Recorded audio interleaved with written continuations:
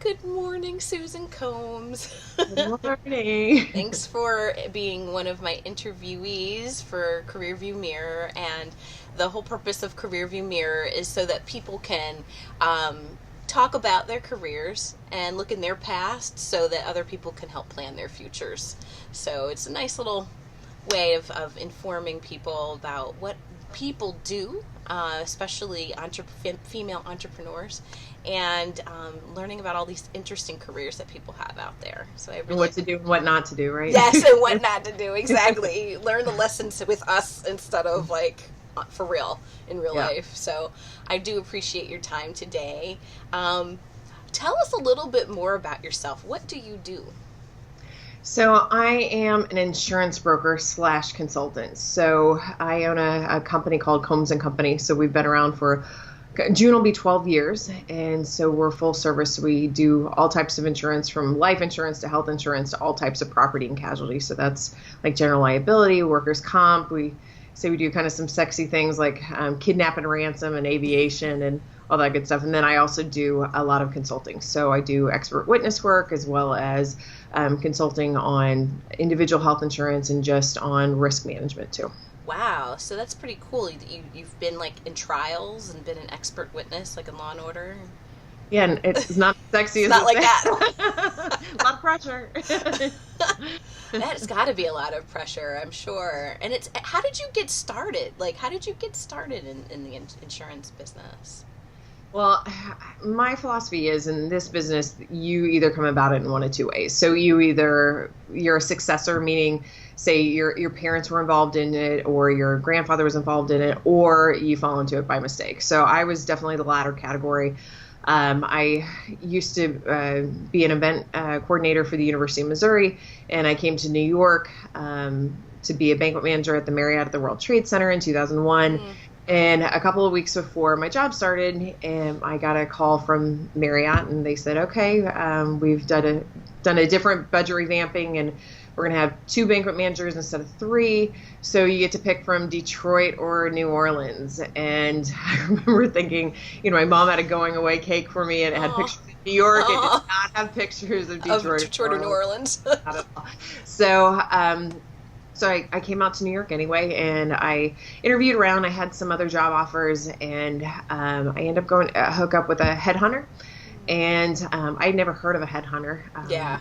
And so headhunters are basically people that they look for good qualified candidates, and then large corporations pay them to find those candidates. So I hooked up with a headhunter, and they kept pushing me to sales, and I said, "No, I'm not a slimy salesperson. I'm banquets, I'm catering, I'm events, And they kept pushing me towards sales, and they had me interview with Paychex, payroll company. Yes, I've heard of Paychex. And, I 4 interviews later, I was their newest slimy salesperson, So, but I love them. They were a great company, great sales training. And while I worked for them, they came out with a workers' compensation product. So that's an insurance product. Yeah. And nobody really knew how to sell it or about it. And so I learned about it. They had me teaching other reps in the office. I would go on those type of appointments. People would ask me about other insurances. I'd refer it out. And then eventually, the light bulb went on, and I was like, they were making more than I was making, and I'm starting at 0 every month, so yeah. So I ended up going to work for a brokerage firm, and that I've been referring, which led me to another brokerage firm, and then I went out on my own. Wow. What inspired you to go out on your own? Because a lot of people watching maybe in their position and feel the bite to go out on your own. What like kind of motivated you to do that, and any tips about going out on your own? I had a great mentor. I think that's what it all comes down to. That I think sometimes you have mentors that believe in you more than you believe in yourself at the time. Because I was 26 when I started my own company, and I didn't know what I didn't know, right? And so my mentor pushed me, and he said, look, I'll help you with this. And, I had excellent sales training with Paychex, so I could, my dad says I could sell, ice to an Eskimo type of thing. But, the mentor said, okay, I remember we went to coffee around the corner from Grand Central, and he said, okay, let's do kind of a pro-con list and say, okay, what is this company doing for you, and what can you do for yourself? And at the end of the day, the things that they were doing for me were, I had a company backing, I had a business card, I had office space, and they were posting mail for me. And my mentor's name was, he's still involved in my life, Jim Casares. And so Jim said, Susan, you can start this thing out of your house. He was like, you can print your own business cards. And he said, you can walk your butt down the street and mail your own stuff. And he's like, I'll help you be your back office people. I'll give you that extra support that you need. So he really pushed me. And, my now husband, who was then boyfriend at the time, he really pushed me too. And he said, look, I think you can do in this. That's really what kind of pushed me, because I could have always gone and worked for another brokerage firm, but my mom was an entrepreneur, my aunt was an entrepreneur, my grandparents were dairy farmers, so in essence they were entrepreneurs. So I think it's like kind of in my blood. So it was, having that flexibility, not having a boss and not having to split the commissions with a house was very, very attractive to me. So that's great. And support of your support system is so important when you're going out on your own. So important. Did you have to take any extra classes to get involved in insurance? Like, do you have to get a certification in order to do business? So you have to definitely go through licensing classes and sit for state exams. So typically speaking, there's like a pre-licensing class that's around 40 hours. And then you have to take the pre-licensing exam that says that you can sit for the state exam. So after you pass that, then you go to a testing center and take your state board exam. And then you have to have 15 hours of continuing ed every couple of years too. So I have a couple of licenses. So I have my life and health license, and then I also have my property and casualty license. Those are kind of two different sides of the fence. And then I have other certifications that are hours and hours of many tests too. So it just depends on where you're kind of wanting to go. But at minimum, you have to have a state license in order to sell insurance, no matter what state you're in. And how long did it take you to prep for the state license and take the test? I mean, is the test like 5 hours long? Like when I got my certification, it was like a 4-hour long exam. Yeah, I mean, I think it's like 100 questions, type of thing. So it just depends on how. I mean, it's not like you're writing out essays or things like that. So it was definitely a couple hours. I mean, it's been so long ago now, right? I mean, it was definitely a couple hours, but you had your 40 hours of classroom classes, and then you had to study on your own too. So I'd say all in all, when you're looking at studying and homework and things like that, it's probably a good 60 to 80 hours that you're doing in order to pass those exams. That's not too bad. So I mean, considering it's a life career, so that's very important to know for people who are watching, I don't know if I have the time. It doesn't sound like it takes that much time. It takes a lot of determination, I'm sure, and focus. Well, and I think it just depends on like what you're doing right then, because most of us, we're working while we take those classes. So a lot of times what will happen is, like when I got my life and health license, I took classes on Saturdays. So, I was taking them on Saturdays and things like that. And then when I got my P&C license, I was taking afternoon classes, like during the week and things like that. So Awesome. So I read somewhere that you were the youngest president of the Women in Insurance and Financial Services. How did you get there? And how long did you have to be working in order to get, nominated and elected? And how did that all happen? It's like congratulations. A win in a prayer, right? Yeah. So the organization, WIFS, so Women in Insurance and Financial Services, has been around since 1936. So, in the 81-year history, I was coined as being the youngest national president. So all in all, I served on the national board for 7 years. So there's chapters throughout the country. So I was actually involved in starting the New York City chapter, and I had people from the national board that since I was part of that process, after helping that chapter kind of grow for a few years, they came and I remember I had 2 national board members that came to my office. It was like mafioso, right? we want to talk to you, Susan. So, you were voluntold, weren't you? Yeah. So they targeted me, I guess. So they came to my office and said, look, we think you'd be really good on the National Board of Directors. And so it was one thing that until I didn't even say, yes, I was interested in one interview until I talked to a bunch of people. So I'm very much a fact-finding, type of person. So I talked to people that had been in national director positions positions and asked them what that really looked like. So I served on as national director, and then you move through the chairs. So I was national secretary, then president-elect, then president, and then media past president. So even before I raised my hand to be president, I talked to, I believe, 7 past national presidents. Wow. And said, what did this really look like? How much time was involved? Because, I'm running a company too that I'm paid to run. So, and this is, this was definitely volunteer leadership. So, right. I really asked them and said, what did this look like? What did this mean for you? And every single woman I talked to said, you know what, Susan, I got so much more than I gave. And it was just a wonderful experience. And, I wouldn't trade it for anything. So I'll tell you, I feel like I kind of grew up with WFS because I was, I'm 37 now. I was 35 when I was national president, turned 36 that year. And so it was, they helped raise me, I feel like. There was a lot of great women. I had a lot of great women mentors, a lot of people that believed in me. And because, I had somebody say one time, when you're a woman and you're kind of rising to the top, be careful of the women that are, clawing at you from behind.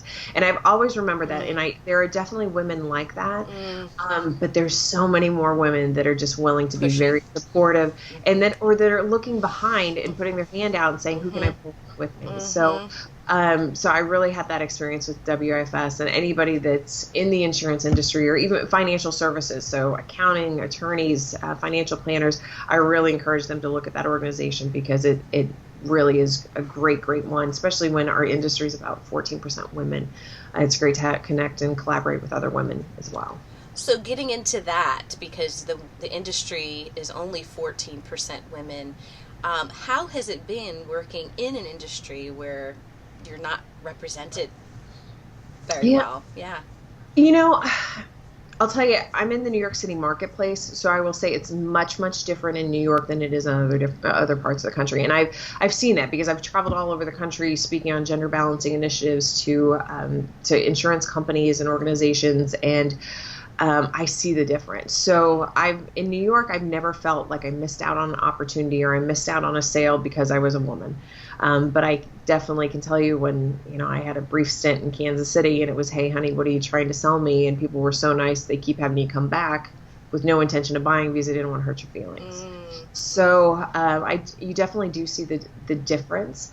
I think this industry is an amazing industry for women because you're paid the exact same. You sell an insurance policy, you're getting the same commission as the guy down the street. Yeah. So and you have so much flexibility. So a lot of, mothers and millennials that are wanting that flexible type of work environment where they can work from home on occasion, or they can, go to the kids' soccer games and football games and be the Halloween mom, they can do that because they're setting their own schedule. So I really think that even though it's 14%, I don't know why. I mean, I think that a lot of it is kind of the eat what you kill mentality can be very, very scary for women. Yeah. What I mean by that is the 100% commission. Yes. So that can be kind of daunting. But I'll tell you, like, if you bust your ass for 3 years and kind of set up your networks and set up your clients and you do right by people, the phone just rings and you're set. It's really kind of like an annuity. You keep your clients happy, they renew their policies, and then your income goes up every single year. It just can't help but.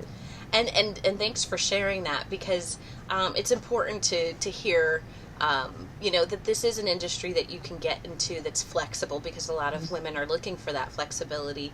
And with that being said about clients, how do you find your clients? I mean, this will be good information for anybody who's doing client-based work.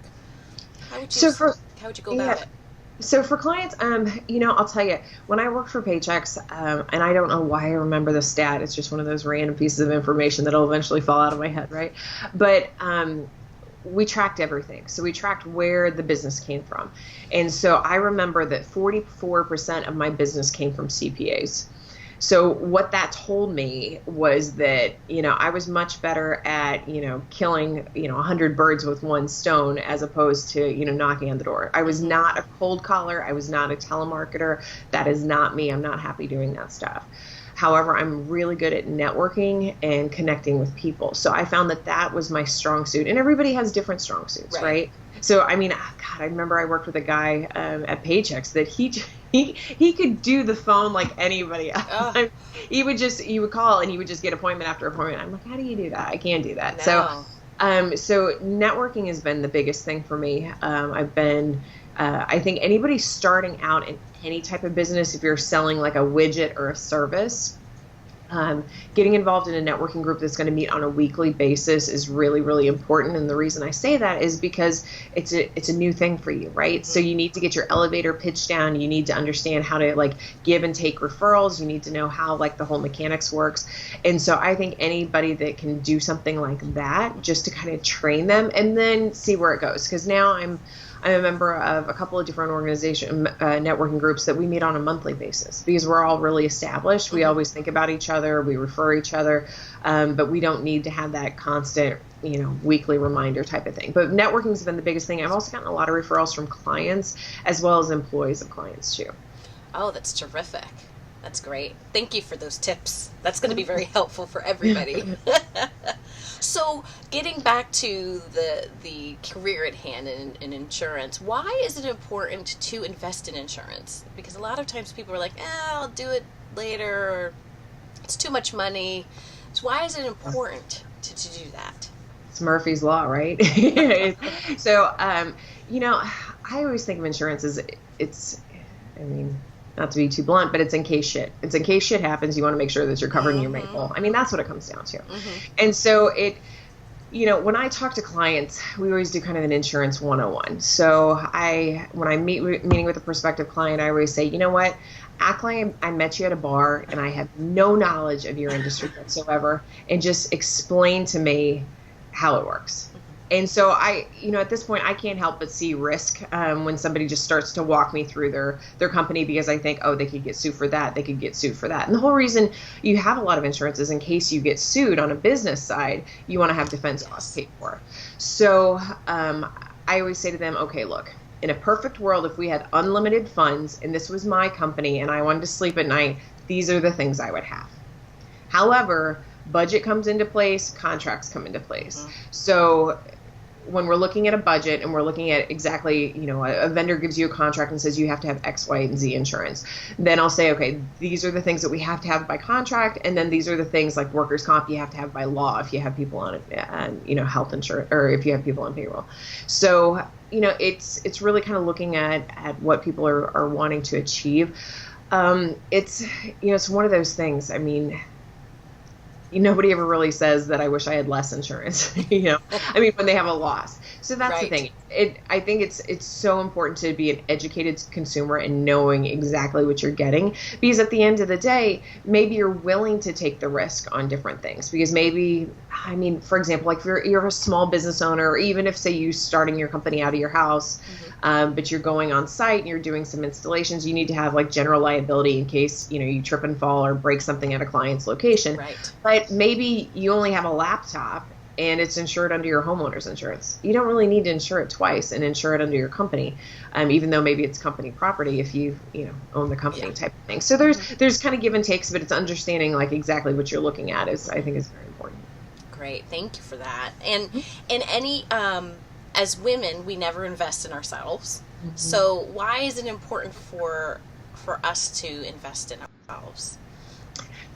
I'm a very big believer in investing in yourselves. And but it's so funny because I'm so guilty of it too. I'll have a bad day and I go buy a present for somebody else, right. Instead of going and buying, or I'll get a big cookie and that's like detrimental to my health. Right. Right. So it's just, instead of doing something good for ourselves. So I think that's one of the things that investing in yourself in terms of, say, education, or say a conference that you're going to get a lot from, or just even doing something nice for yourself and just rewarding yourself, I think is so, so important. But, the conferences, I attend a few conferences a year because that kind of recharges my battery, gives me new ideas. You go back to the office with kind of like a new energy for your corporation and saying, hey, you know what, I talked to, Sally and she said, I should really look at doing this, and this really worked for her. So, it really, I think that when you take that time away and you hone your skills and you learn about different things, it's going to add more to your bottom line at the end of the day, because you're coming back with fresh new ideas. Great. Thank you. Do you have any other tips about people pursuing this career path in full service insurance? You know, I mean, I think it's like I've told you before. I think it's an excellent career path for women. I think what people have to decide on is, do you want a job or you want a career? And so I've had some people that have called me that are like, "Hey, Susan, I'm thinking about getting into insurance. I live in New York. There's an airplane going by." I live close to the airport, so at least there's no sirens. So you know, I have people that say, "Hey, Susan, you know, I had a cousin even that called me, and he said, you know, he's an oil guy, like he's a contractor, and he said, yeah, he said the oil business kind of dried up in Oklahoma, and I'm thinking about like getting into insurance, and he's like, I just figured, you know, like I just do this on the side. I'm like, insurance isn't something you just do on the side, right? Not a side hustle. Yeah, so that's the thing. I mean, I think that if you're looking for a career, but the thing is, it can end up being a side thing if you want it to. So it's an annuity. So you get your clients, you keep your clients happy, and then say you're at the point where you're wanting to segue out. So, you know, you get kind of a successor, and then you start splitting commissions, but you still have commissions coming in. Or, you know, as the business builds, I mean, I have a goal. I mean, I'm 37, getting ready to turn 38 next month. And, you know, by the time I hit 40, I want to be working 3 days a week. So I could probably do that now, but I'd be killing myself for 3 days a week. And I don't want to kill myself for 3 days a week. But, you know, I have the right teams in place that it's just, you know, it's just heading that way probably sooner rather than later, to be quite honest. So, but I think that that's the thing that when it comes to this industry is, you know, are you somebody that you like to work to your passion? So meaning, do you want to develop a niche industry where you want to help people? You know, if you're drawn to that help people, if you're drawn to that education piece, if you're, you know, drawn to having a lifestyle that that you get paid what you're worth, and that you can have the flexibility, I think it's a great thing. But, you know, it's not, but you also have to be a people person, and you have to be willing to sell. And some people are not salespeople, and that's okay, right? Well, you didn't think you were a salesperson, and, you know. I've always been a salesperson, but I just didn't want to admit it, right? But some people are more like, hey, I want to be behind, you know, at a desk with a computer and do that type of stuff. And that's fine. That is completely fine. You have to know what your strengths are. So if you're one of those people that are afraid to talk to other people and that are afraid to sell, and you get crushed if somebody says no. I mean, I always say, give me a no, don't give me a maybe. Like, just let me move on type of thing. You know, then it's probably not for you. But if the other things speak to you, like the flexibility, the money, the education piece, the being able to work to a niche market, and there's so many different aspects of insurance too, because you know, you might think of insurance and you think of like, oh, like the New York Life guy or the Met Life guy, or, you know, like the life insurance guys that you're always seeing that are selling. It's insurance isn't all that. So you can definitely come to it from more of a consultative approach, and maybe you're better with employee benefits. Maybe you want to work with corporations. Maybe you want to be very, very specialized. So it just depends on what you're looking to do. Excellent. Thank you. Mm-hmm. So you've got a big online presence, because I've noticed you online. And why is it important to have a solid brand and self-promote as a business owner? You know, I'm very transparent. I'm a what you see is what you get, you know, WYSIWYG type of person. And I think that the online presence is important because consumers want to know who they're dealing with. And I think business owners are getting younger and younger, and millennials are more concerned with, hey, can I go have a beer with them, as opposed to, do you have all these awards and shiny things in your office, right? I have the awards and shiny things, but most millennials will want to have a beer with me, right? So, and I think that that's just, it's really important. And how we've kind of set up the social media is we try to do things in kind of concepts of a third. And I have a friend, I'll give a shout out to Kristen Andre, that is a social media guru and consultant. And she was the one that first introduced this concept to me. So it's a third where you're educating the public. Mm-hmm. So, you know, maybe you're sharing an article with them, or you're explaining how something works. And then a third where you're sharing something personal, meaning you're showing your personality. So for example, I'm originally from Missouri. I'm a huge Kansas City Royals and Chiefs fan. You went to the University of Missouri, very big fan of there. So you'll see a lot of sports posts from me. Or I run half marathons, so sometimes I'll share my runs, or just like I was just in LA for a deposition, and I went on the sky slide that was this glass sky, and then went outside the skyscraper, and I totally almost chickened out. And the reason I put it on social media, like, hey, this is about to go down, was so I didn't chicken out. And then a third where you're recognizing somebody else. So we actually do a whole series called Wonder Woman Wednesday. And we recognize women in doing great things. So we go to women and say, what's been your biggest accomplishment in the past 12 months? And it can't be a commercial for their company. We want to know, we're forcing women to self-promote and saying like, hey, toot your own horn here.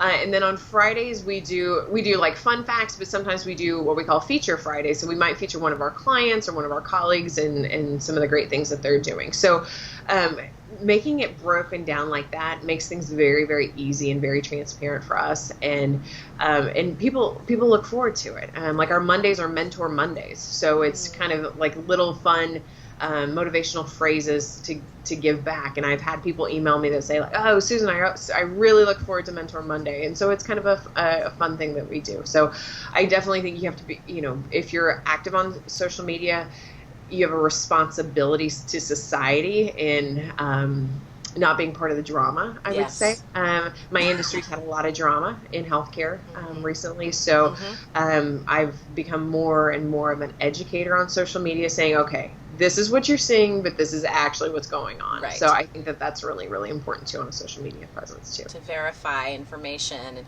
I love that the third and the third and the third. Yeah. So those are great tips. Those are great tips. And I think I remember seeing that you wrote a book.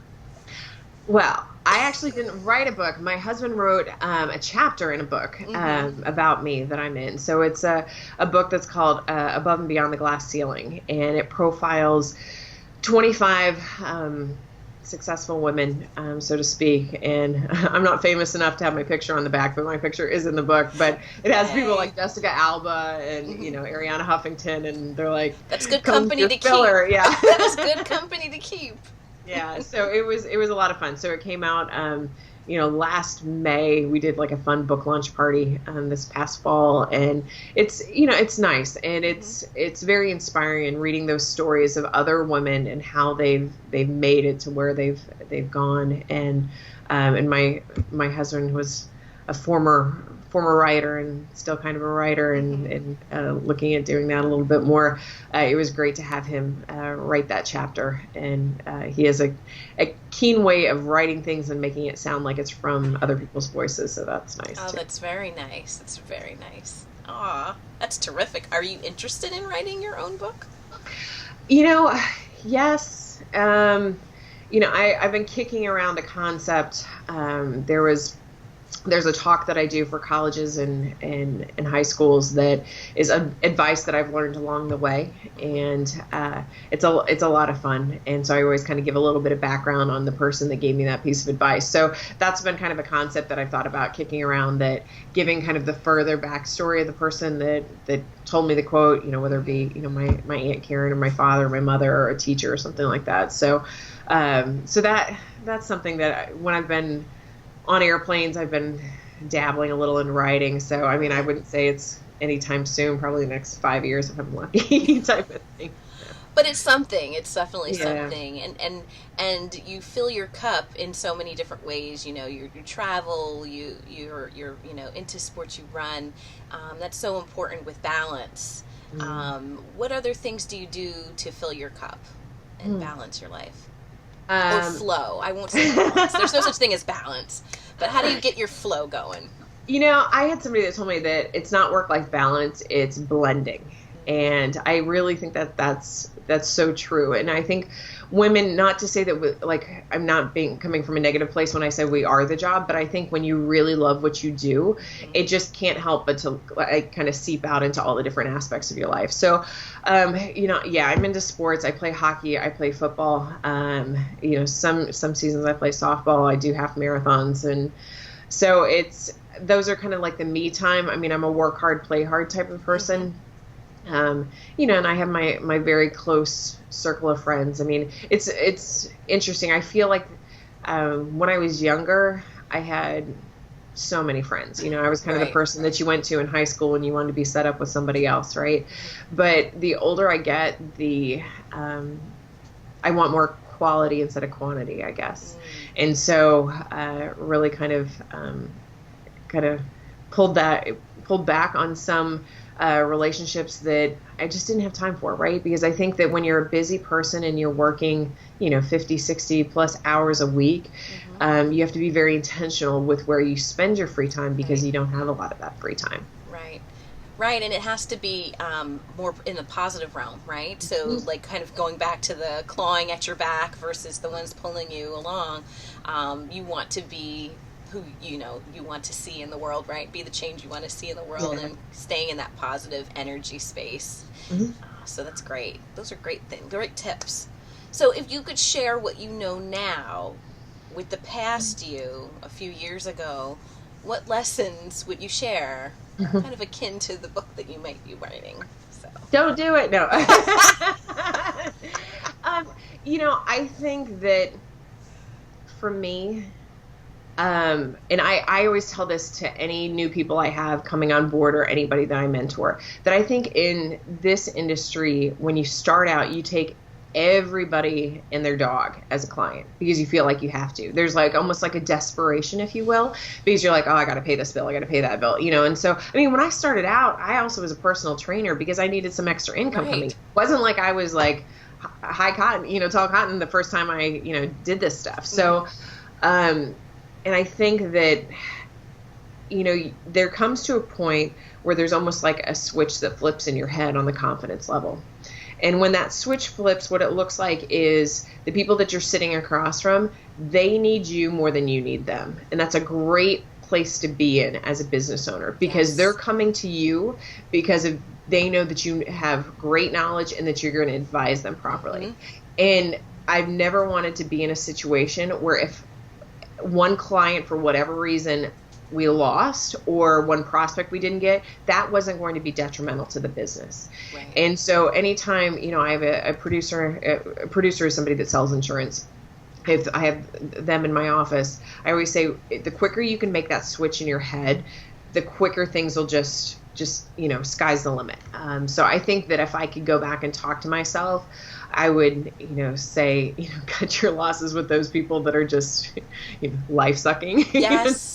So to speak, because we started seeing probably, 6-7 years ago that when the phone would ring and we didn't like the person, they had what we called the cringe factor. So we'd see their phone number and caller ID and be like, do I have to answer that?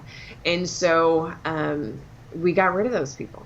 And because when you like minds attract like minds, right? So it's just like if you get rid of the drama and the garbage, then it gives you the room to have those people that you enjoy working with. And my husband actually said to me when somebody approached us and we were looking at forging a relationship with another insurance partner, and I didn't like the guy. I just didn't like the guy. And you could tell he wasn't really a big supporter of women, put it nicely, I guess.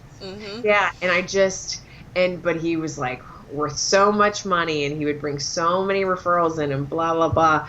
And, my husband said to me, when you're on your worst day and the phone rings and it's him, would you want to deal with it? And I thought that made it so black and white. And I said, absolutely not. I said, when I'm having a good day, I wouldn't want to answer it and have him kill my buzz, right? So I think that having those things that put things into perspective are just a great way. And I wish I'd kind of learned that sooner rather than later. So it's so true. I talk to my clients and classes about how if you come from a place of collaboration and service, that it really flips the switch even when you're networking, and trying to get those clients. If you're coming from that place of, they need me, how can I help them and support their, their lives in whatever way that you can, that really changes the energy. And it's so important to keep those ideal clients at, in the forefront, because Yeah. some people will suck the life out of you, and that's just not, I mean, you're Family not too. yes, and you've already got that going Yeah. on. You don't need to deal with it at work too. So Yeah. it's so important to keep that energy going, and those are great pieces of advice for the past you, Yeah. and for other people too. Yeah. Learn from my mistakes. So is there anything that you'd like to share that we may not have covered in our talk today, that for everyone watching? I mean, I think believe in yourself. As I mentioned, sometimes you almost have to surround yourselves by you have to get rid of the naysayers, right? Because I mean, I still have naysayers in my life, right? That just like, are you sure you want to do that? You need to have the people that just really support you. And I'm a huge believer in mentorship. And I spoke at the University of Missouri, where I went to school a few years ago, and there was another woman that was speaking at the same time. And she said something that just really resonated, and I've kept hold of ever since she said. And she said, at any given time, I have 9 deep relationships, which that's a little many for me. But she said 3 people that she's mentoring, 3 people that are mentoring her, and then 3 people that are peer-to-peer mentors for her. So, and those are the 9 people in her life that she'll drop anything for. Like if she's in a meeting and somebody calls and like, oh, I'm freaking out here. Can we talk? Like she'll do it. And so, like I said, that we're really busy in New York. She's in Missouri, so a little bit slower there. But it's just a little too many. But I really did take that to heart. So I'm always mentoring people. So I have 2 people that I actively mentor on a regular basis. And then I definitely have like my mentors that, maybe we don't talk on a regular basis anymore, but I know at any given time I can pick up the phone and have that conversation. But then I think the peer-to-peer mentors are just as important as anything else. And so prime example, when I was national president of WIFS, I set up some key people before I, went into that role that were going to be my peer-to-peer mentors, so that we could have these confidential conversations. I mean, one of them was my good friend Julie McNeely. She was actually the first female national president of another insurance organization that's been around for 125 years. Wow. So, that came with its own, bailiwick of stuff too. But we could speak to each other because we were both national presidents, and we could, bounce ideas off of each other. Or if somebody had an issue, we could say, you know what? I had something similar and this is what I did, type of thing.